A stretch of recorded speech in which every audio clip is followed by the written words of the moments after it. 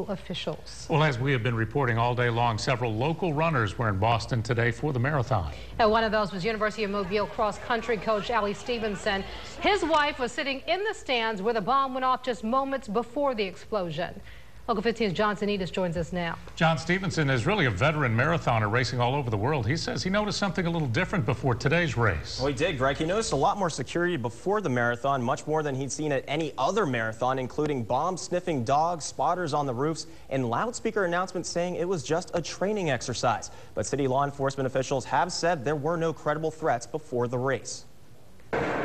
My wife, Melanie, she had been sitting right where the explosions went off. Cross-country coach Ali Stevenson had just crossed the finish line. She had come to see me at the finish, and then we were walking back down towards the finish area. Then, right where his wife had been sitting. And all of a sudden, we heard a loud explosion, and this big sulfur smell came through, and then another big explosion went off, and then people just started running, and then people crying in the street. It was a horrible experience. Stevenson remembered seeing heightened security before the marathon. At the start line this morning, they had bomb spotters on the roofs of the buildings, and they had bomb-sniffing dogs coming up and down at the start line, and Melanie said there was bomb-sniffing dogs at the finish line. They even made announcements on the loudspeaker about the increased security. They kept making announcements saying to the participants, do not worry, this is just a training exercise. Evidently, I don't believe they were just having a training exercise. I think they must have known. They must have had some kind of threat or suspicion called in. Stevenson says he's been at plenty of marathons in major cities, but he's never seen that level of security. I've run in some of the biggest marathons in the world. I've run in London,